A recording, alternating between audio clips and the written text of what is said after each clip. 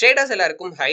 இந்த வீடியோல நம்ம ரிஸ்க் பர் ட்ரேட் அப்படின்னா என்ன, ஏன் இது ரொம்ப ரொம்ப இம்பார்ட்டன்டான ஒரு விஷயம், அதை நம்ம ட்ரேட் பண்ணும்போது எங்க எப்போ எப்படி அப்ளை பண்ணணும், லூசிங் ஸ்ட்ரீக்னா என்ன, ஒரு ட்ரேட்ல நம்ம 2% ரிஸ்க் எடுக்கிறதுக்கும் 10% ரிஸ்க் எடுக்கிறதுக்கும் என்ன வித்தியாசம், ஆக்சுவலி ஒரு ட்ரேட்ல எவ்வளவுதான் நம்ம ரிஸ்க் எடுக்கணும் அப்படிங்கிற எல்லா விஷயத்தையுமே டீடைல்டா பார்க்கலாம். ஸோ வீடியோ ஸ்கிப் பண்ணாம ஃபுல்லா பாருங்க. இதான் நீங்க நம்ம சேனல்ல பார்க்குற முதல் வீடியோ வந்துச்சு அப்படின்னா சப்ஸ்கிரைப் பண்ணி நம்ம சேனல் மறக்காம சப்போர்ட் பண்ணுங்க. இந்த மாதிரியான வீடியோஸ் மேக் பண்ணாது எங்களுக்கு ரொம்பவே மோட்டிவேட்டிங்கா இருக்கும். ரிஸ்க் பர் ட்ரேட் நம்மளோட ட்ரேடிங் கேபிட்டல்ல எந்த அளவுக்கு அமௌண்ட்டை ஒரு சிங்கிள் என்ட்ரியில, அதாவது ஒரு சிங்கிள் ட்ரேட்ல நம்ம லாஸ் பண்ண தயாரா இருக்கோம் அப்படிங்கிற அந்த அமௌண்ட் தான் ரிஸ்க் பர் ட்ரேட் அப்படின்னு சொல்லுவாங்க. பொதுவாவே இந்த ரிஸ்க் பர் ட்ரேட் அப்படிங்கிற விஷயத்தை நம்மளோட ட்ரேடிங் கேபிட்டலோட கம்பேர் பண்ணி ஒரு பெர்சன்டேஜா தான் பாத்தீங்கன்னா முடிவு பண்ணுவாங்க. என்னோட கேபிட்டலோட இவ்வளவு பெர்சன்டேஜ் நான் ஒரு என்ட்ரிக்கு ரிஸ்க் எடுப்பேன், அதிகபட்சம் நான் வந்து இந்த பெர்சன்டேஜ் அளவுக்கு நான் வந்து ரிஸ்க் எடுப்பேன். அந்த மாதிரி ஃபார் எக்ஸாம்பிள் இப்ப என்கிட்ட வந்து ஒரு 1 lakh ட்ரேடிங் கேபிட்டல் இருக்கு அப்படின்னு கன்சிடர் பண்ணிக்கோங்க. நான் எடுக்கிற ஒரு ட்ரேட்ல வந்து 2% மேக்ஸிமம் ரிஸ்க் எடுக்கலாம் அப்படின்னு டிசைட் பண்றேன். சோ அப்போ என்னோட கேபிட்டலோட 2% அப்படிங்கிறது 2000. சோ நான் எடுக்கிற ட்ரேட் ஒருவேளை லாஸ் ஆச்சு அப்படின்னா என்னோட மேக்ஸிமம் லாஸ் எவ்வளவு இருக்கணும் அப்படின்னா 2000 தான். அதுக்கேத்த மாதிரி தான் நான் எடுக்கிற அந்த ட்ரேடை கம்ப்ளீட்டா பாத்தீங்கன்னா பிளான் பண்ணணும். ஜென்ரலாவே நம்ம ட்ரேடிங் பண்றப்ப நிறைய ரூல்ஸ் நம்ம ஃபாலோ பண்ற மாதிரி இருக்கும். அதுல ரொம்ப முக்கியமான ரூல்ஸ்ல ஒண்ணுதான் இந்த ரிஸ்க் பர் ட்ரேட் அப்படிங்கிறது. சோ இதுக்கான காரணம் என்ன அப்படின்னு ஒன் பை ஒன்னா பார்க்கலாம். ஃபர்ஸ்ட் ரீசன், நம்மளோட கேபிட்டலை நம்மளால பாதுகாக்க முடியும் இந்த ரூல்ஸை ஃபாலோ பண்றதுனால. ஏன் அப்படின்னு கேட்டீங்கன்னா, நம்ம லாஸ் ஆக்சுவலி நம்மளே முடிவு பண்றோம். சரிங்களா? இதுவுமே வந்து நம்மளால எந்த அளவுக்கு நஷ்டத்தை ஏத்துக்க முடியும் அப்படிங்கறத வச்சு நம்ம தான் டிசைட் பண்றோம். அது மட்டும் இல்லாம ஒரு ட்ரேடுக்கு அதிகபட்சம் இவ்வளவுதான் ரிஸ்க் எடுக்கணும் அப்படின்னு ஒரு ரூல்ஸ் இருக்கு. சரிங்களா? சோ ஜென்ரலா பாத்தீங்கன்னா 2% சொல்லுவாங்க. அதாவது ஒரு ட்ரேடுக்கு நம்ம 2% மேல நம்ம கேபிட்டல்ல ரிஸ்கே எடுக்க கூடாது அப்படின்னு. இப்ப நான் வந்து ரிஸ்க் எடுக்க நல்லாவே தயாரா இருக்கேன் ப்ரோ, நான் வந்து என்னோட கேபிட்டலோட ஒரு 10% கூட நான் ரிஸ்க் எடுக்க தயாரா இருக்கேன் அப்படின்னு நீங்க சொன்னீங்க அப்படின்னா கூட, ஆக்சுவல் ரூல்ஸ் படி நம்ம 2% அப்படிங்கறத ஃபாலோ பண்ணா மட்டும்தான் நம்மளால இந்த கேம்ல கன்சிஸ்டன்டா இருக்க முடியும். ஓகேங்களா? அதாவது லாங் ரன்னுக்கு நம்மளால ட்ரேட் பண்ண முடியும் இந்த ரூல்ஸை ஃபாலோ பண்ணி. ரெண்டாவது காரணம், உளவியல் ரீதியா நம்ம ரொம்பவே ஸ்டேபிளா இருக்கலாம். ஏன்னா இந்த ரூல்ஸை ஃபாலோ பண்றப்ப எமோஷனல் ஸ்ட்ரெஸ் வந்து பாத்தீங்கன்னா குறையும். முதல்ல நம்ம எங்க உணர்ச்சி வசப்படுவோம் ஒரு லாஸை சந்திக்கிறப்ப. ஏன்னா நிறைய பேருக்கு வந்து ட்ரேடிங்ல ப்ராஃபிட் மட்டும் தான் வரணும் அப்படிங்கிற மைண்ட் செட்ல இருந்து பண்ணுவாங்க. முதல்ல நம்ம அதை பிரேக் பண்ணணும். ஏன்னா லாஸும் வந்து பாத்தீங்கன்னா ட்ரேடிங்ல பார்ட் ஆஃப் கேம் தான். சரிங்களா? சோ இப்ப அதை வந்து நம்ம அக்செப்ட் பண்ணிட்டோம் அப்படின்னா அப்பயும் வந்து நம்மளுக்கு வந்து நம்ம உணர்ச்சி வசப்படுறதுக்கான வாய்ப்பு இருக்கு. அதுக்கு காரணம் என்ன அப்படின்னா அந்த நம்பர்ஸ், அதாவது இந்த அமௌண்ட் எவ்வளவு லாஸ் ஆகுது அப்படிங்கிறது இருக்கு பாத்தீங்களா, அது என்னன்றது தெரியாமலே ஒரு ட்ரேட் எடுக்கிறது ஃபர்ஸ்ட், அதுவே ஒரு மிகப்பெரிய மிஸ்டேக். ஆனா இந்த ரூல்ஸை ஃபாலோ பண்ணும்போது நம்ம அந்த ட்ரேடை ஆக்சுவலி எடுக்கிறதுக்கு முன்னாடியே ஒருவேளை அந்த ட்ரேட் வந்து நம்ம நினைச்ச மாதிரி போல, நம்ம எதிர்பார்த்த விஷயம் அங்க நடக்கல அப்படின்னா அதிகபட்சம் எனக்கு வந்து எவ்வளவு நஷ்டம் வரும் அப்படிங்கறது எனக்கு முன்கூட்டியே தெரிஞ்சிருக்கும். சோ அப்ப என்னன்னா, உளவியல் ரீதியா நான் என்ன தயார்படுத்திக்கிட்டு தான் அந்த ட்ரேடே ஆக்சுவலி எடுக்கிறேன். அதாவது இந்த ரூல்ஸை நான் ஃபாலோ பண்ணி ட்ரேட் எடுக்கிறேன்னா அதுக்கு இதான் அர்த்தம். சரிங்களா? அதுக்கு நான் தயாராகிட்டேன். சோ இப்ப எனக்கு லாஸே ஆச்சு அப்படின்னா கூட அந்த இடத்துல நான் உணர்ச்சி வசப்பட மாட்டேன். என்னோட அமௌண்ட் லாஸ் ஆகிடுச்சு நான் வருத்தப்பட மாட்டேன். அதை ரிவெஞ்ச் ட்ரேட் பண்ணி அதை திரும்ப நான் எடுக்கணும் அப்படின்லாம் பாத்தீங்கன்னா நினைக்க மாட்டேன். மூணாவது ரீசன், லாங் டேர்முக்கு நம்மளால கன்சிஸ்டன்டா ட்ரேடிங் பண்ண முடியும். ஏன்னா நம்ம எடுக்கிற எல்லா ட்ரேட்லயுமே ஒன்னு யூனிஃபார்மா ஒரே ரிஸ்க் பர் ட்ரேட ஃபாலோ பண்ணுவோம். அதாவது நம்ம எடுக்கிற எல்லா ட்ரேட்லயுமே நம்ம ஒரே மாதிரியான ரிஸ்கை எடுப்போம். சரிங்களா? அப்படி இல்ல அப்படின்னா கூட அதுக்குன்னு ஒரு லிமிட்டை ஃபிக்ஸ் பண்ணிட்டு அந்த லிமிட்குள்ளேயே வந்து நம்மளோட ரிஸ்கை மெயின்டைன் பண்ணி ட்ரேட் பண்ணுவோம். இப்படி பண்றதுனால என்ன ஆகும்னா, முதல்ல நமக்கு வந்து லாங் டேர்ம்ல ட்ரேட் பண்றதுக்கு ஒரு வாய்ப்பு கிடைக்கும். அது எப்படி அப்படிங்கறத உங்களுக்கு நான் வந்து பின்னாடி டீடைல்டா எக்ஸ்பிளைன் பண்றேன். இதை நம்ம ட்ரேட் பண்றப்ப எப்படி அப்ளை பண்ணணும் அப்படிங்கறத ஸ்டெப் பை ஸ்டெப்பா பார்க்கலாம். ஃபர்ஸ்ட் ஸ்டெப், நம்மளோட ரிஸ்க் பர் ட்ரேட நம்ம வந்து டிசைட் பண்ணணும். ரிஸ்க் பர் ட்ரேட பொறுத்த வரைக்கும் மேக்ஸிமம் லிமிட் தான் இதுக்கு நம்ம ஃபிக்ஸ் பண்ணணும். சரிங்களா? சோ மேக்ஸிமம் லிமிட் வந்து 2% வச்சுக்கோங்க, அதுக்கு மேல வேணாம். நீங்க வந்து யூனிஃபார்மா எல்லா ட்ரேடுக்கும் ஒரே மாதிரியான ரிஸ்க் பர் ட்ரேடையும் ஃபாலோ பண்ணலாம். இல்ல இப்ப நான் முன்னாடி சொன்ன மாதிரி மேக்ஸ் ரிஸ்க் பர் ட்ரேட் அப்படின்னு ஒரு லிமிட்டை ஃபிக்ஸ் பண்ணிட்டு அதுக்கு கம்மியா எவ்வளவு வேணாலும் ரிஸ்க் எடுக்கலாம். ஓகே, அதாவது என்ன சொல்ல வரேன் அப்படின்னா, இப்ப நான் 2% வந்து என்னோட மேக்ஸ் ரிஸ்க் பர் ட்ரேட் அப்படின்னு ஃபிக்ஸ் பண்ணிருக்கேன்னா மேக்ஸிமம் ஒரு ட்ரேடுக்கு 2% எடுப்பேன். அப்ப வந்து எனக்கு ஒரு சில இடத்துல வந்து ப்ராபபிலிட்டி கம்மியா இருக்க மாதிரி நான் ஃபீல் பண்றேன், இல்ல அந்த என்ட்ரியில எனக்கு வந்து அவ்வளவு கான்பிடென்ட் இல்லாம இருக்கு அப்படின்னா அங்க நான் ரிஸ்க கம்மி பண்ணி எடுக்கலாம். 1%க்கு நான் வந்து ரிஸ்க் எடுக்கலாம், இல்ல 0.5க்கு வந்து ரிஸ்க் எடுக்கலாம். அந்த மாதிரியும் நீங்க பண்றதுன்னா பண்ணலாம். சரிங்களா? இல்ல யூனிஃபார்மா இருக்கிற எல்லா ட்ரேடுக்கும் ஒரே பிக்ஸ்டான ரிஸ்க் பர் ட்ரேடையும் ஃபாலோ பண்ணலாம். ஆனா அப்படி பண்றீங்கன்னா கூட அதுவும் 2% இல்ல அதுக்கும் கம்மியா தான் இருக்கணுமே தவிர 2%க்கு அதிகமா இருக்கவே கூடாது. ஒருவேளை 2%க்கு மேல நம்ம அதிகமா ரிஸ்க் எடுத்தா அதனால என்ன பிரச்சனை வரும் அப்படிங்கறத பத்தி நான் உங்களுக்கு பின்னாடி டீடைல்டா எக்ஸ்பிளைன் பண்றேன். ரெண்டாவது, நம்ம மேக்ஸிமம் எவ்வளவு அமௌண்ட்டை ரிஸ்கா எடுக்கிறோம் அப்படிங்கறத கால்குலேட் பண்ணணும். இது ரொம்ப ரொம்ப சிம்பிள் தான். நம்மளோட ட்ரேடிங் கேபிட்டல் அதோட அந்த ரிஸ்க் பர் ட்ரேட் பெர்சன்டேஜ் ரெண்டையும் மல்டிப்ளிகேட் பண்ணோம் அப்படின்னா எவ்வளவு அமௌண்ட்ங்கிறது தெரிஞ்சிடும். ஏன் இந்த அமௌண்ட்டை நம்ம தெரிஞ்சுக்கிறோம் அப்படின்னா அடுத்து நம்ம ரொம்ப முக்கியமான ஒரு விஷயத்த கால்குலேட் பண்ணணும், அதுக்காக தான். சரிங்களா? இப்போ என்கிட்ட வந்து ஒரு 25,000 கேபிட்டல் இருக்கு. நான் ஒரு ட்ரேடுக்கு வந்து மேக்ஸிமம் 2% ரிஸ்க் எடுத்து ட்ரேட் எடுக்கிறேன் அப்படின்னா பர் ட்ரேடுக்கு எனக்கு வந்து நான் மேக்ஸிமம் ₹500 லாஸை வந்து நான் அக்செப்ட் பண்ணிக்கிறேன். ஓகேங்களா? என்னோட ஒரு ட்ரேட் லாஸ் ஆச்சுன்னா என்னோட மேக்ஸிமம் லாஸ் வந்து பாத்தீங்கன்னா 500 இருக்கும், இல்ல அதுக்கு கம்மியா தான் இருக்கும். அப்படிதான் நான் என்னோட ட்ரேட வந்து கம்ப்ளீட்டா பிளான் பண்ணணும். மூணாவது தான் ரொம்ப ரொம்ப முக்கியமான ஸ்டெப். ஆக்சுவலி நிறைய பேர் இந்த இடத்துல தான் மிஸ்டேக் பண்றாங்க. எப்பவுமே இந்த ரிஸ்க் மேனேஜ்மெண்ட் ரூல்ஸ்ல ரிஸ்க் பர் ட்ரேட நீங்க ஃபாலோ பண்றப்ப முதல்ல நீங்க உங்களோட ஸ்டாப் லாஸ முடிவு பண்ணிடணும். சரிங்களா? அடுத்து இதுல மூணாவது ஸ்டெப்பே அதான். ஸ்டாப் லாஸ ஃபிக்ஸ் பண்ணுங்க. நீங்க எப்படி என்ட்ரி எடுக்கிறீங்களோ, இந்த பாயிண்ட்ல என்ட்ரி எடுக்கலாம். நமக்கு ஒரு பை என்ட்ரி கிடைச்சிருக்கு, செல் என்ட்ரி கிடைச்சிருக்குன்னு எப்படி டிசைட் பண்றீங்களோ, அதே மாரி ஒருவேளை அந்த ட்ரேட் வொர்க் அவுட் ஆகலனா, எந்த பாயிண்ட்ல ஓகே ஆர் எந்த பிரைஸ்ல அந்த ட்ரேட க்ளோஸ் பண்ணிக்கலாம் அப்படிங்கிற அதையும் டிசைட் பண்ணுங்க. ஓகேங்களா? என்ட்ரி பாயிண்ட்ட டிசைட் பண்ற மாதிரியே நீங்க ஸ்டாப் லாஸையும் சேர்த்தே ஃபர்ஸ்ட் டிசைட் பண்ணிருங்க. ஸ்டாப் லாஸ டிசைட் பண்றதுக்குன்னே மெத்தட்ஸ் இருக்கு. அது எல்லாமே ஸ்டடி பண்ணலாம். அதுக்கு எங்க ப்ரோ போறது அப்படின்னு கேட்டீங்கன்னா ரொம்ப சிம்பிள். நீங்க என்ன மெத்தட பேஸ் பண்ணி அந்த என்ட்ரியை எடுக்கிறீங்களோ அதே மெத்தட்லயே வந்து அந்த கண்டிஷன் வந்து ஒர்க் அவுட் ஆகாது, இல்ல அந்த கண்டிஷன் இந்த பாயிண்ட்டுக்கு மேல மூவ் ஆகிடுச்சுன்னா அது வந்து கிடையாது, நம்ம பார்த்த மாதிரி மார்க்கெட் இல்ல அப்படின்னு எந்த பாயிண்ட கிராஸ் பண்ணும்போது உங்களுக்கு தோணுது, அதான் இன்வாலிடேஷன் பாயிண்ட் அப்படின்னு சொல்லுவாங்க. சோ எந்த இடத்துல உங்களோட ட்ரேட் வந்து ஒர்க் அவுட் ஆகல அப்படிங்கறத நீங்க கன்ஃபார்ம் பண்றீங்களோ அங்கதான் நம்மளோட ஸ்டாப் லாஸ் வைக்கணும், இல்ல அங்க இருந்து கொஞ்சம் தள்ளி கூட வைக்கலாம். சரிங்களா? சோ அதுக்குன்னு ஒரு மெத்தட் வச்சு முதல்ல ஸ்டாப் லாஸ டிசைட் பண்ணிருங்க. இப்போ உதாரணத்துக்கு நான் வந்து ஒரு செல் என்ட்ரி எடுக்கிறேன்னு கன்சிடர் பண்ணிக்கோங்க. இதான் என்னோட என்ட்ரி பாயிண்ட். சோ இதான் என்னோட ஸ்டாப் லாஸ் பாயிண்ட். சரிங்களா? இப்ப அடுத்து நான் என்ன பண்ணணும் அப்படின்னா எடுத்த உடனே நான் போயிட்டு என்னோட என்ட்ரி போட்டுற கூடாது. இப்ப இதெல்லாம் வச்சு நான் என்னோட பொசிஷன் சைஸை கால்குலேட் பண்ணணும். இதனால தான் நான் முன்னாடி சொன்னேன். சரிங்களா? நிறைய ட்ரேடர்ஸ் வந்து என்ன பண்றாங்கன்னா இந்த ரூல்ஸை நானும் தான் ப்ரோ ஃபாலோ பண்றேன், ஆனா என்னோட ரிசல்ட்ஸ் வந்து நான் எதிர்பார்த்த மாதிரி இல்ல அப்படின்னா அவங்க பண்ற ஒரு மேஜர் மிஸ்டேக் என்னவா இருக்கும் அப்படின்னா முதல்ல ரிஸ்க் பர் ட்ரேட வந்து கால்குலேட் பண்ணிடுவாங்க. ரெண்டாவது பாத்தீங்கன்னா பொசிஷன் சைஸ அவங்களே டிசைட் பண்ணிடுவாங்க. எத்தனை எத்தனை ஷேர்ஸ் வந்து வாங்கணும், இல்ல எவ்வளவு லாட்ல நம்ம ட்ரேட் எடுக்கணும்ன்றத ஃபர்ஸ்ட் டிசைட் பண்ணிட்டு அதுக்கு ஏத்த மாதிரி அவங்களோட ஸ்டாப் லாஸ வந்து முடிவு பண்ணுவாங்க. இது வந்து என்ன பொறுத்த வரைக்கும் பர்சனலா நான் சொல்றேன், என்னோட எக்ஸ்பீரியன்ஸ்ல இருந்து இது ஒரு தப்பான வழி. எப்பவுமே மார்க்கெட்டுக்கு ஏத்த மாதிரி எங்க ஸ்டாப் லாஸ் வச்சா கரெக்டா இருக்கும்ன்றத ஃபர்ஸ்ட் டிசைட் பண்ணிட்டு அதுக்கும் நம்மளோட ரிஸ்க் பர் ட்ரேடுக்கும் பொறுத்து தான் நம்ம பொசிஷன் சைஸை கால்குலேட் பண்ணணும். ஸோ அதனால தான் இதுல வந்து ஃபோர்த் ஸ்டெப்பா வருது. இப்போ நம்மளோட ரிஸ்க் அமௌண்ட் எவ்வளோன்னு தெரியும். நம்ம முன்னாடி பார்த்தோம். ஸோ நம்மளோட ட்ரேடிங் கேபிட்டல் 25,000. சரிங்களா? அதுல 2% ரிஸ்க் எடுக்கிறோம். நம்மளோட ரிஸ்க் அமௌண்ட் வந்து ₹500. ஸோ ஸ்டாப் லாஸ் சைஸ்னா வேற ஒன்றும் இல்லை. நம்மளோட என்ட்ரி பாயிண்ட்டுக்கும் ஸ்டாப் லாஸ் பாயிண்ட்டுக்கும் எவ்வளவு டிஃபரன்ஸ் இருக்கு. ஸோ இங்க வந்து எனக்கு ₹25 ஓகேங்களா என்னோட ஸ்டாப் லாஸ் ஒரு யூனிட்டுக்கு. இப்போ என்னோட ட்ரேட் நான் எந்த ட்ரேடு என்ன குவான்டிட்டிக்கு எடுத்தேன் அப்படின்னா என்னோட மேக்ஸிமம் லாஸ் 500 இருக்கும். அதாவது நான் என்ன சொல்ல வரேன்னா இப்போ நான் ஒரு ட்ரேட் எடுக்கிறேன். ஓகே 1200ங்கிற பிரைஸுக்கு நான் என்ட்ரி எடுக்கிறேன். 1225ல என்னோட ஸ்டாப் லாஸ் இருக்கு. ஒருவேளை மார்க்கெட் நான் நினைச்ச மாதிரி ஃபால் ஆகாம ஏறிடுச்சு அப்படின்னா என்னோட ஸ்டாப் லாஸ் அடிக்கும். அந்த பொசிஷன் வந்து லாஸ்ட்ல க்ளோஸ் ஆயிரும். அப்படி அந்த பொசிஷன் இந்த பாயிண்ட்ல க்ளோஸ் ஆகுறப்ப என்னோட மேக்ஸிமம் லாஸ் எவ்வளவா இருக்கும்னா 500 இருக்கணும். அப்ப எவ்வளவு யூனிட்ஸ், அதாவது எவ்வளவு பொசிஷன் சைஸ்ல நான் ட்ரேட் எடுத்தா எனக்கு அது வரும்னு பாத்தீங்கன்னா 20 யூனிட்ஸ். இப்ப நான் 20 யூனிட்ஸ் வந்து அதாவது 20 ஷேர்ஸ்னே வச்சுக்கலாமே.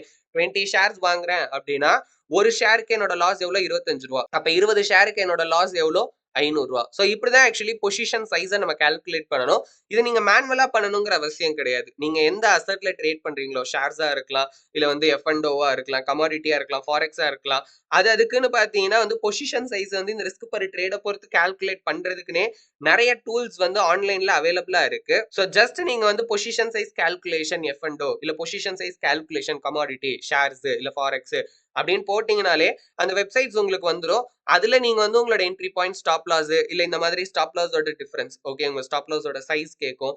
அது கொடுத்துட்டு உங்களோட capital and risk per trade அந்த ரெண்டு வேல்யூ கொடுத்தீங்க அப்படின்னா அதுவே உங்களுக்கு அந்த பொசிஷன் சைஸை கால்குலேட் பண்ணி சொல்லிடும். ஓகே அதனால இது ரொம்ப சிம்பிளான ஒரு ப்ராசஸா தான் இருக்கும். பட் இதை வந்து நம்ம ஸ்ட்ரிக்டா ஃபாலோ பண்ணணும். புரியுதுங்களா? இப்ப இதுல இன்னொரு ப்ராப்ளம் ஒன்று வரும். என்ன அப்படின்னா நம்மளால வந்து ஆக்சுவலி அவ்வளவு சைஸை வந்து வாங்க முடியாம கூட போறதுக்கான ஒரு வாய்ப்பு இருக்கு. அதாவது இப்ப நான் எடுக்கிற ரிஸ்க்கு இந்த குவான்டிட்டி வருது சரிங்களா, 20 யூனிட்ஸ் வருது. பட் இந்த கேபிட்டலுக்கு நான் அவ்வளவு வாங்க முடியுமான்றதையும் பார்க்கணும். இப்ப இந்த இடத்துல 20 யூனிட்ஸ், ஸோ எனக்கு வாங்குறதுக்கு 24,000 தேவைப்படும். ஓகேங்களா, 1200 ஒரு ஷேரு, 20 ஷேர்ஸ் நான் வாங்குறேன். ஓகே இன்ட்ராடேல வந்து நமக்கு மார்ஜின் பெனிஃபிட் மற்ற விஷயம்லாம் இருக்கு. நான் ஃபுல் மார்ஜினுக்கே நான் சொல்றேன் சரிங்களா, கன்ஃபியூஸ் பண்ண விரும்பல.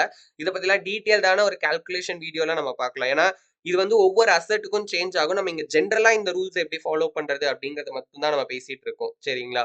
சோ அப்படி இருக்கப்ப இந்த இடத்துல இருக்கிற கேபிட்டலுக்கு இதை வாங்க முடியும். சம்டைம்ஸ் வந்து வாங்க முடியாம போலாம். இன்னொரு ப்ராப்ளம் என்ன வரும் அப்படின்னு பாத்தீங்கன்னா, நம்மளோட கேபிட்டலுக்கு நம்ம எடுக்கிற ரிஸ்க்கு ஒரு மினிமம் குவான்டிட்டி கூட வாங்க முடியாத சிச்சுவேஷனும் பாத்தீங்கன்னா மேபி கிரியேட் ஆகலாம். இந்த ப்ராப்ளத்தெல்லாம் பார்த்துதான் நிறைய பேர் இந்த ரூல்ஸை வந்து ஃபாலோ பண்ண இவ்வளவு கஷ்டம் இருக்கு, இதெல்லாம் பார்த்து ஒவ்வொன்றா நான் எப்ப பண்றது அப்படிங்கிற மாதிரிலாம் திங்க் பண்ணி தான் நிறைய பேர் இந்த ரூல்ஸே ஃபாலோ பண்றது இல்ல. பட் அப்படி மட்டும் நினைச்சு இந்த ரூல்ஸை ஒரு சாதாரண ரூல் அப்படின்னு மட்டும் நினைச்சிடாதீங்க. ஏன்னா இது அவ்வளவு இம்பார்ட்டன்ட். அதை பத்தி முன்னாடியே நம்ம பார்த்திருக்கோம். சரிங்களா? என்ன விஷயம்னா, உண்மைதான், நீங்க வந்து கேபிட்டல் கம்மியாக கம்மியாக இந்த ரிஸ்க் பர் ட்ரேட் அப்படிங்கிற ரூல்ஸை வந்து நம்ம கன்சிஸ்டன்டா ஃபாலோ பண்றதுங்கிறது கொஞ்சம் கஷ்டமாயிட்டே வரும். ஏன் அப்படின்னா, ஏன்னா கேபிட்டலே கம்மி, நம்ம அமௌண்ட் லாஸ் பண்ண தயார். ஏன்னா மேக்ஸிமம் 2% அப்படின்ட்டு இப்போ 25,000க்கு 500 வருது. கன்சிடர் இப்போ என்னோட கேபிட்டல் வந்து 10,000 வச்சுப்போமே, ஒரு 10,000 கேபிட்டலுக்கு 2% அப்படிங்கிறது 200 ருபீஸ் தான். இப்போ 200 ருபீஸ்க்கு ரிஸ்க் எடுத்து நம்ம ட்ரேட் பண்றப்ப மற்ற ஃபேக்டர்ஸ் எல்லாம் இருக்கு, நம்ம அதை பத்திலாம் விட்டுருவோம். இந்த ப்ரோக்கரேஜஸ் இருக்கு, டாக்ஸ் இருக்கு, அதுவே ஒரு அமௌண்ட் நமக்கு, அதுவும் கிட்டத்தட்ட லாஸ் கணக்குல தான் வரும். எக்ஸ்பென்ஸ் கணக்குல ஒரு லாஸ் இல்ல எக்ஸ்பென்ஸ், பட் அதுவும் நம்ம கேபிட்டல்ல இருந்தா போதும். அதெல்லாம் விட்டுருவோம், ட்ரேடுக்குள்ளே வரலாமே.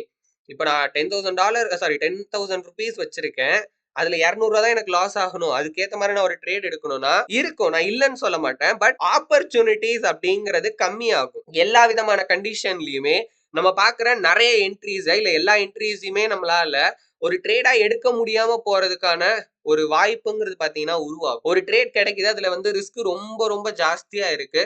அதாவது நம்ம கேபிட்டலுக்கு அந்த ட்ரேட் எடுக்க முடியாம போலாம். பட் அது ஒரு நல்ல ஹை ப்ராபபிலிட்டி ட்ரேடிங் செட்டப்பா இருக்கு. ஸோ அதுக்கு ரீசன் என்னவா இருக்குன்னா, ஒன்னே ஒன்று, நம்ம கிட்ட இருக்க கேபிட்டல். அதுக்காக நான் கேபிட்டல் இன்க்ரீஸ் பண்ணுங்க அந்த பாயிண்ட் ஆஃப் வியூக்கு போல. புரியுதுங்களா? உங்க கேபிட்டல் என்ன, உங்களால என்ன பண்ண முடியும் அப்படிங்கறத திங்க் பண்ணுங்க. நான் சொல்றது அதுதான். ஏன்னா நிறைய பேர் என்ன புரிஞ்சுக்கிறாங்கன்னா, என்கிட்ட வந்து இவ்வளவு கேபிட்டல் இருக்கு, பட் நான் எல்லா கண்டிஷன்லயும் ட்ரேட் எடுக்கணுங்கிறதுக்காக ரிஸ்க் ஜாஸ்தியா எடுக்கிறாங்க. அதுல பாயிண்டே கிடையாது, அதுல எந்த அர்த்தமும் இல்ல. உங்ககிட்ட இருக்கிற கேபிட்டலுக்கு உங்களால எவ்வளவு ரிஸ்க் எடுக்க முடியுமோ அதை தான் பண்ணணும். அந்த ஆப்பர்ச்சுனிட்டிஸ்ல மட்டும்தான் நீங்க ட்ரேட் பண்ணணும். சரிங்களா? ஹை ரிஸ்க் எடுக்கிறப்ப என்ன ஆகும்னா, இன்னொரு நாள் நம்ம ட்ரேட் பண்றதுக்கு நமக்கு வாய்ப்பு கிடைக்காம போலாம். சோ இது நல்லா ஞாபகம் வச்சுக்கோங்க. லூசிங் ஸ்ட்ரீக், தொடர்ந்து நம்ம லாஸ் பண்ணிட்டே வரதை தான் லூசிங் ஸ்ட்ரீக் அப்படின்னு சொல்லுவாங்க. சோ இதனால டிரா டவுன் அப்படிங்கிற ஒரு விஷயம் பாத்தீங்கன்னா நடக்கும். டிரா டவுன் அப்படிங்கிறது என்ன அப்படின்னா, இப்ப நான் தொடர்ந்து லாஸ் பண்ணிட்டே வரேன்னா என்னோட கேபிட்டல் கம்மியாகிக்கிட்டே வரும். சோ அப்படி கம்மியாகிறத தான் டிரா டவுன் அப்படின்னு சொல்லுவாங்க. இந்த லூசிங் ஸ்ட்ரீக்கை வச்சு ஒரு ட்ரேடர் எந்த அளவுக்கு எமோஷனல் கண்ட்ரோலா இருக்காரு, எந்த அளவுக்கு டிசிப்ளின்டா ட்ரேட் பண்றாரு அப்படிங்கிற விஷயத்த நம்மளால தெரிஞ்சுக்க முடியும். ஏன்னா இப்ப அவரு வரிசையா லாஸே பாத்துக்கிட்டு இருக்காரு. சோ அப்படி என்னதான் தொடர்ந்து லாஸே பார்த்தாலும் அவரோட ரூல்ஸை கரெக்டா ஃபாலோ பண்றாரா, அவரோட பிளானை கரெக்டா எக்ஸிக்யூட் பண்றாரா, இந்த தொடர் லாஸை பார்த்து அவர் வேற எதையாவது சேஞ்ச் பண்றாரா, அவரோட மைண்ட் செட்ல ஏதாவது சேஞ்ச் இருக்கா அப்படிங்கிற எல்லாத்தையுமே பாத்தீங்கன்னா நம்மளால தெரிஞ்சுக்க முடியும். அண்ட் நம்மளும் வந்து ரொம்ப ரொம்ப ஜாக்கிரதையா இருக்க வேண்டிய ஒரு இடம் அப்படின்னா அது இந்த லூசிங் ஸ்ட்ரீக் அப்படின்னு நான் சொல்லுவேன். ஏன்னா நம்ம ஸ்டார்டிங்ல எவ்வளவு வேணாலும் இந்த எமோஷனல் கண்ட்ரோல், மற்ற விஷயங்கள், ரூல்ஸை ஃபாலோ பண்ணும், பிளான் அது இதுன்னு பேசிட்டு எவ்வளவு வந்து நம்ம ப்ரிப்பேர் ஆகிட்டு இறங்கினாலும் அது எல்லாத்தையுமே உடைக்கிற அளவுக்கு ஸ்ட்ரென்த் அப்படிங்கிறது இந்த லூசிங் ஸ்ட்ரீக்கு இருக்கு. ஓகேங்களா? நம்ம பேசுறப்ப இதை ஒரு சாதாரண விஷயமா வந்து பாத்தீங்கன்னா நம்ம கடந்து போலாம்.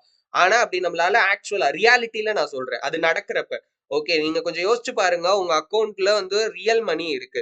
ஓகேங்களா? நீங்க வந்து எல்லாருக்குமே இருக்கிற ஒரே ஒரு கோல், ட்ரேடர்ஸ் ப்ராஃபிட்டபிளா ட்ரேட் பண்ணணும் அப்படிங்கிறது தான்.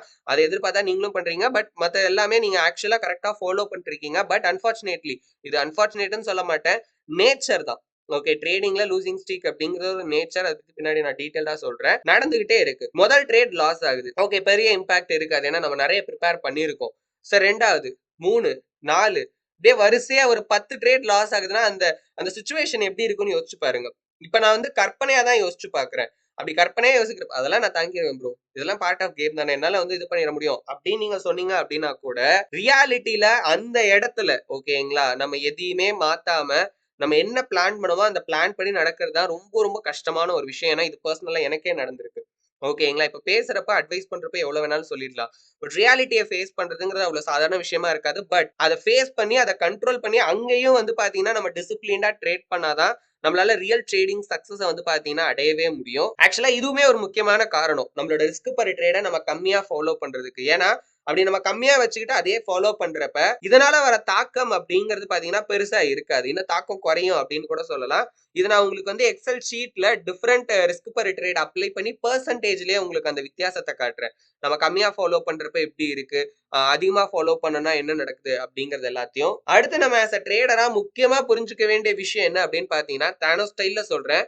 லாஸா இருந்தாலும் சரி, லூசிங் ஸ்ட்ரீக்கா இருந்தாலும் சரி, அது ரெண்டையுமே நம்மளால அழிக்கவே முடியாது. ஏன்னா நிறைய ட்ரேடர்ஸ் என்ன பண்றாங்கன்னா, நான் லாஸ் அவாய்ட் பண்ணணும், எனக்கு லாஸே இல்லாம ட்ரேட் பண்ணணும், எனக்கு லூசிங் ஸ்ட்ரீக் நடக்கவே கூடாது அப்படிங்கிற மாதிரிலாம் பாத்தீங்கன்னா நினைக்கிறாங்க.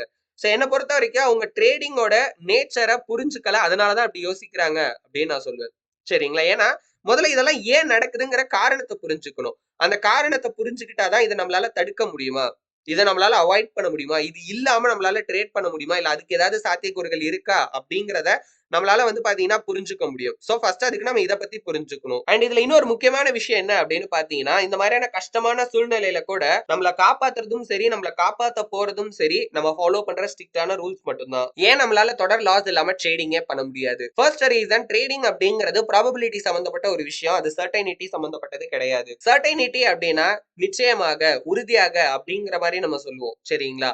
ஆனா ப்ராபபிலிட்டி அப்படிங்கிறது சாத்தியக்கூறுகள் தான். இதுக்கும் வாய்ப்பு இருக்கு, அதுக்கும் வாய்ப்பு இருக்கு. அந்த மாதிரியான ஒரு விஷயம் தான் ட்ரேடிங் அப்படிங்கிறது. நம்ம எடுக்கிற ஒவ்வொரு ட்ரேடோட அவுட்கம் அப்படிங்கிறது பாத்தீங்கன்னா அன்சர்டைன் தான், நிச்சயமே இல்லாத ஒரு விஷயம். சரிங்களா? அது ப்ராஃபிட்டா இருக்கலாம், லாஸா இருக்கலாம். சரிங்களா? 99% ப்ராஃபிட் வர வாய்ப்பு இருக்கு, 1% தான் லாஸ் வர வாய்ப்பு இருக்கு. அப்படி கூட வந்து பாத்தீங்கன்னா மேபி நம்மளோட அனாலிசிஸ பொறுத்து சொல்லலாம். ஆனா எவ்வளவு பெரிய அனாலிசிஸா இருந்தாலும் சரி, எவ்வளவு பெரிய ஸ்ட்ராட்டஜியா இருந்தாலும் சரி, இல்ல நமக்கு வந்து எவ்வளவு எக்ஸ்பீரியன்ஸ் இருந்தாலும் சரி, என்ன மார்க்கெட்ல நம்ம ட்ரேட் பண்ணாலும் சரி, 100% அடிச்சு சொல்றேன் ப்ராஃபிட் தான் வரும், இல்ல வந்து லாஸே வராது அப்படிங்கிற மாதிரி நம்மளால உறுதியா இருக்கவே முடியாது ஒவ்வொரு தடவையும். நம்மளோட பாயிண்ட் ஆஃப் வியூ என்ன வேணாலும் இருக்கட்டும், ஓகே.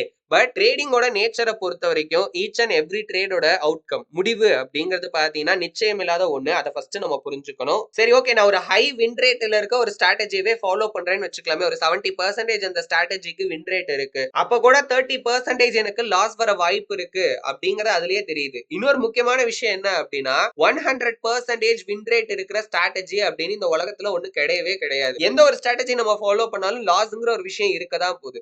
ஓகேங்களா? அது எந்த ட்ரேட்ல வேணாலும் இருக்கலாம். அண்ட் இப்ப நம்மளோட வின் ரேட்டே 70% அப்படின்னா, இப்ப நான் ஒரு 10 ட்ரேட் எடுக்கிறேன்னு வச்சுக்கோங்களேன். சோ 7 ட்ரேட் எனக்கு ப்ராஃபிட் வரலாம், 3 ட்ரேட் எனக்கு லாஸ் வரலாம். அந்த 3 லாஸ் தொடர்ந்து வந்துச்சுன்னா அதுவும் லூசிங் ஸ்ட்ரீக் தான். இப்ப ஃபர்ஸ்ட் 10 ட்ரேட் எடுக்கிறேன், முதல் 7 ட்ரேட் ப்ராஃபிட், அடுத்த 3 ட்ரேட் லாஸ்.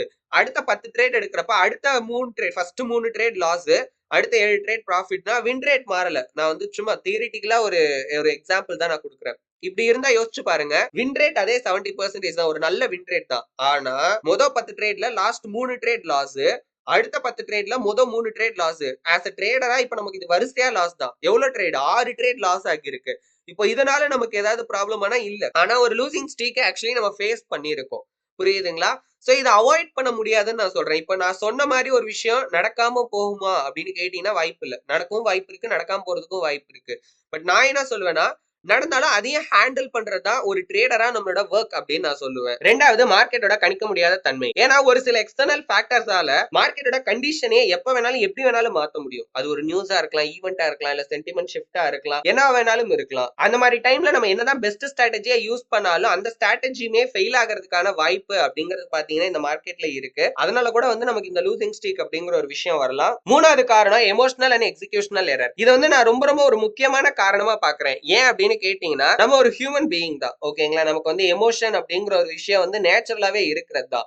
ஒரு லாஸ கூட வந்து நம்ம ஃபேஸ் பண்ணிடலாம்னு வச்சுக்கோங்களேன், கொஞ்சம் அதுக்கு நம்ம வந்து ப்ரிப்பேர் ஆகிட்டோம்னா போதும். பட் லூசிங் ஸ்ட்ரீக் அப்படிங்கிறது அதை விட ரொம்ப ரொம்ப ஹார்டான ஒரு விஷயம். சரிங்களா? சோ ஒரு லூசிங் ஸ்ட்ரீக்குக்கு ஒரு லூசிங் ஸ்ட்ரீக்கே வந்து பாத்தீங்கன்னா காரணமா இருக்கலாம். நான் என்ன சொல்ல வரேன் அப்படின்னா, இப்ப நான் வந்து தொடர்ந்து ஒரு 3 லாஸ் பண்ணிட்டேன் அப்படின்னு வச்சுக்கோங்களேன்.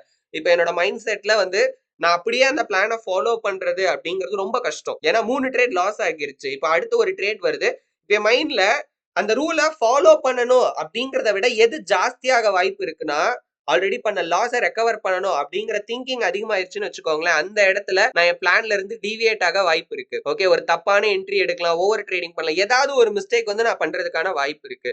அதுக்கு என்ன காரணம்? அதுவுமே வந்து ஒரு லாஸ் தான், தொடர் லாஸ் தான். இப்ப அத பார்த்தே நான் வந்து தப்பு தப்பா ட்ரேட் பண்ணி அதனால என்னோட லாஸ் கவுண்ட்ட வந்து பாத்தீங்கன்னா அதிகம் பண்ண வாய்ப்பு இருக்கே தவிர ஆல்ரெடி நான் பண்ண லாஸ ரெக்கவர் பண்ணிருவேன் அப்படின்னு எந்த நிச்சயமும் பாத்தீங்கன்னா இருக்கவே இருக்காது. 4வது ரீசன் ஸ்டாட்டிஸ்டிக்கல் கிளஸ்டர். முன்னாடியே நம்ம பார்த்தோம் ரிசல்ட்ஸ் அப்படிங்கிறது வந்து ரேண்டமா தான் இருக்கும் அப்படிங்கிறது. அதனால ஒரே மாதிரியான அவுட்கம் வந்து எப்ப வேணாலும் தொடர்ந்து நமக்கு வந்துகிட்டே இருக்கலாம். இப்ப நான் 100 ட்ரேட் எடுத்தேன். அந்த 100 ட்ரேட்ல வந்து எனக்கு ஒரு 60 ட்ரேட் ப்ராஃபிட், 40 ட்ரேட் எனக்கு இப்ப வந்து லாஸ் ஆச்சு அப்படின்னா என்னோட வின் ரேட் என்ன?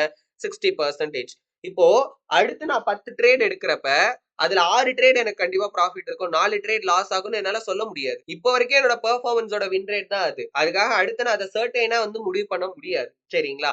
உதாரணத்துக்கு எனக்கு 8 ட்ரேட் வரிசையா பாத்தீங்கன்னா வந்து ப்ராஃபிட் வரலாம். ஓகே, 2 ட்ரேட் லாஸ் ஆகலாம். அடுத்த 10 ட்ரேட்ல தொடர்ந்து எனக்கு வந்து ஃபர்ஸ்ட் 6 ட்ரேட் வந்து ஒரு லாஸ் ஆகிட்டு அதுக்கப்புறம் வந்து 4 ட்ரேட் எனக்கு ப்ராஃபிட் வரலாம். சரிங்களா? இந்த மாதிரி அவுட்கம் வந்து எப்படி வேணாலும் ரேண்டமா இருக்கலாம். அதுல ஒரே மாதிரியான அவுட்கம் தொடர்ந்து வரதான் நம்ம வின்னிங் ஸ்ட்ரீக், அதாவது தொடர்ந்து வர ப்ராஃபிட் வின்னிங் ஸ்ட்ரீக் அப்படின்னு, தொடர்ந்து வர லாஸ் லூசிங் ஸ்ட்ரீக் அப்படின்னு சொல்றோம்.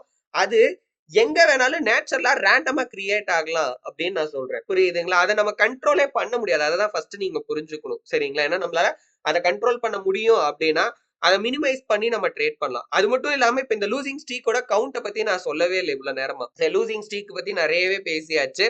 எத்தனை ட்ரேட் ப்ரோ லாஸ் ஆகலாம்? வரிசையா என்ன ஒரு 4 ட்ரேட் லாஸ் ஆகுமா, 5 ட்ரேட் லாஸ் ஆகுமான்னு கேட்டீங்கன்னா அந்த நம்பர்ஸுக்குமே வந்து இப்ப நம்மளுக்கு வந்து லிமிட் கிடையாது. தொடர்ந்து 10 ட்ரேட் கூட லாஸ் ஆகலாம், தொடர்ந்து 15 ட்ரேட் கூட லாஸ் ஆகலாம். பட் என்ன விஷயம்னா அந்த நம்பர்ஸ கம்மி பண்றதுக்கு நம்மளால ஆன முயற்சியை நம்மளால செய்ய முடியும். அதை என்னால உறுதியா சொல்ல முடியும். தொடர்ந்து வந்து நம்ம கண்ட்ரோல்ல வச்சுக்க ட்ரை பண்ணலாம். நான் முடியாதுன்னு சொல்லிட்டேன். பட் இருந்தாலும் நம்பர்ஸை நான் சொல்றேன். லூசிங் ஸ்ட்ரீக்கை கண்ட்ரோல் பண்ண முடியாது. அந்த நம்பர்ஸை கண்ட்ரோல் பண்றதுக்கு முடிஞ்ச அளவுக்கு முயற்சி செய்யலாம். பட் அதுலயுமே நம்மளோட மேக்ஸிமம் எஃபர்ட் மட்டும் தான் நம்ம கொடுக்க முடியும். ஒரு சிங்கிள் ட்ரேட்ல நம்ம 2% ரிஸ்க் எடுக்கிறதுக்கும் 10% ரிஸ்க் எடுக்கிறதுக்கும் என்ன வித்தியாசம் அப்படிங்கறத பார்க்கலாம். ஃபர்ஸ்ட் நம்மளோட ட்ரேடிங் கேபிட்டலை கொடுத்துக்கலாம். நான் இப்போ ஒரு எக்ஸாம்பிளுக்காக 1 lakh அப்படிங்கிற கேபிட்டல் இந்த இடத்துல கொடுக்குறேன்.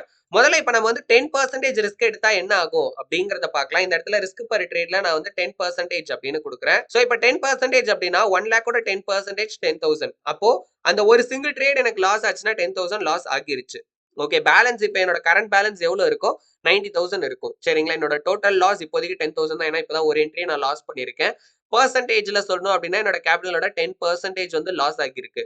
இப்போ திரும்ப என்னோட அக்கௌண்ட்டை பழைய பேலன்ஸுக்கு, ஏன்னா இதான் என்னோட இனிஷியல் பேலன்ஸ் 1 lakh அப்படிங்கிறது, இந்த பேலன்ஸுக்கு கொண்டு வரணும்னா நான் எவ்வளவு ப்ராஃபிட் பண்ணணும்? அமௌண்டா பார்த்தா 10,000 தான். ஓகே, டோட்டலா எனக்கு எவ்வளவு லாஸ் ஆகிருக்கு அதுதான் என்னோட, நான் டோட்டலா ப்ராஃபிட் பண்ணா என்னோட account back to break even வரும். பட் பெர்சன்டேஜா பாக்குறப்ப இப்ப ஏன் இந்த இடத்துல அந்த பர்சன்டேஜ் மாறுது?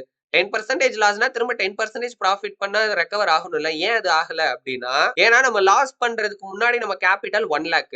இப்ப 90,000 வச்சு 10,000 நம்ம ப்ராஃபிட் பண்ணணும். புரியுதுங்களா? அந்த வித்தியாசத்தை புரிஞ்சுக்கோங்க. 90,000 வச்சு 10,000 ப்ராஃபிட் அப்படின்னா இந்த 90,000க்கு எவ்வளவு பெர்சன்டேஜ் நம்ம ப்ராஃபிட் பண்ணணும் அதுதான் நம்ம பார்க்கணும். 90,000 11.11% ப்ராஃபிட் பண்ணாதான் 10,000. ஓகே, அப்பதான் நம்மளோட அக்கௌண்ட்டை பேக் டு பிரேக் ஈவன் வர வைக்க முடியும்.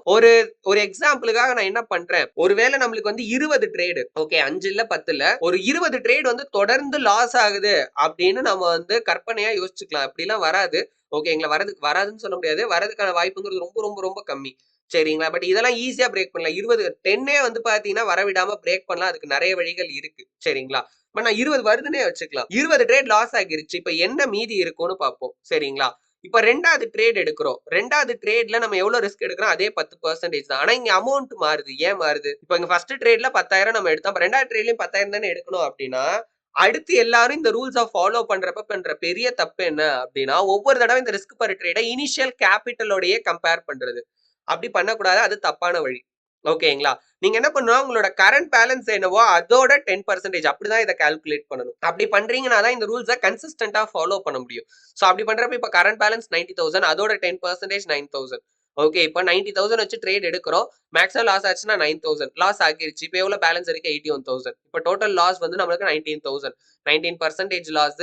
இப்ப அப்படியே 23.46% நம்ம ரெக்கவர் பண்ணணும். ஏன்னா 81,000 வச்சு 19,000 பண்ணணும். ஓகே, சோ நம்மளுக்கு வந்து அதிக பெர்சன்டேஜ் பண்ணாதான் ரெக்கவர் பண்ண முடியும் அப்படிங்கிற நிலைமை வந்துருச்சு. இப்படியே ஒவ்வொரு இதா நம்ம போயிட்டே இருந்தோம் அப்படின்னா கடைசியா நம்ம அக்கௌண்ட் பேலன்ஸ் வந்து ஒரு 12,000 ரூபாய் இருக்கும். ஓகேங்களா? Close to 12,000.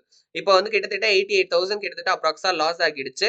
87.87 90%னே வச்சுக்கலாமே. அவ்வளவு லாஸ் ஆகிருச்சு.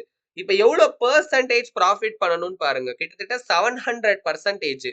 ஏன்னா 12,000 வச்சு நம்ம 88,000 வந்து கிட்டத்தட்ட ப்ராஃபிட் பண்ணணும். அப்பதான் 1 லேக்குக்கு வர முடியும். இது எப்போ 10% அப்படிங்கிற ரூல்ஸை ஃபாலோ பண்றப்ப. சரிங்களா?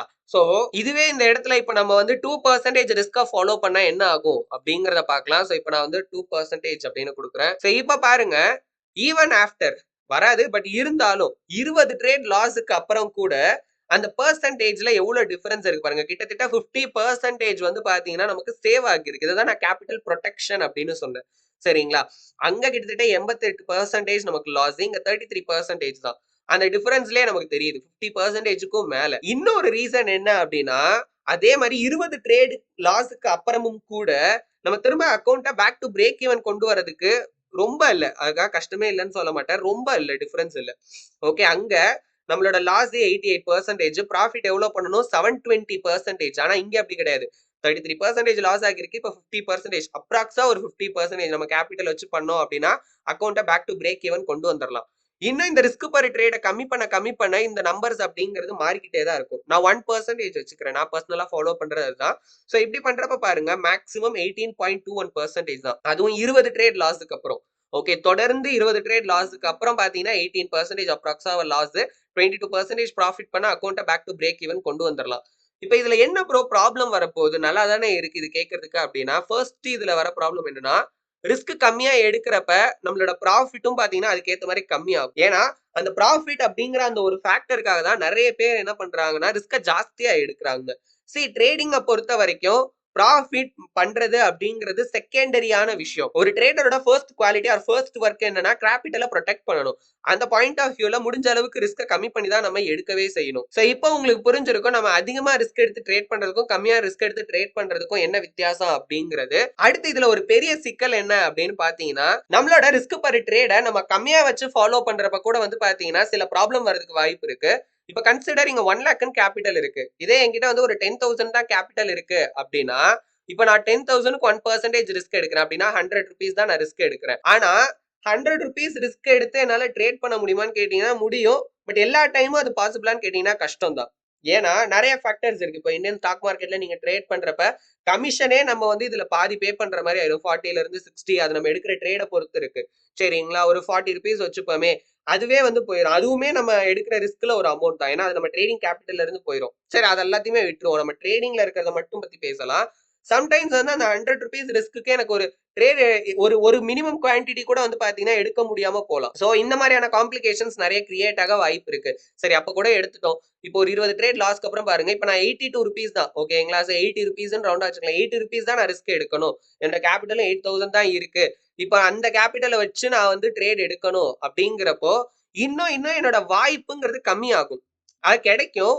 பட் என்னால எடுக்க முடியாம போய், ஏன்னா நான் இந்த ரூல்ஸை ஸ்ட்ரிக்டா ஃபாலோ பண்ணி ஆகணும். சோ நான் என்ன சொல்லுவேன் அப்படின்னா, நீங்க ஒரு மார்க்கெட்டை ஃபிக்ஸ் பண்ணிட்டீங்க, என்ன மெத்தட் ஃபாலோ பண்ண போறீங்க அப்படிங்கலாம் டிசைட் பண்ணி அதை நல்லா பிராக்டிஸ் பண்ணிட்டீங்க அப்படின்னா குறைஞ்சபட்சம் இந்த ரூல்ஸ் எல்லாம் ஓகே, இது வந்து ஒரு ரூல் தான் ரிஸ்க் பர் ட்ரேட் அப்படிங்கிறது.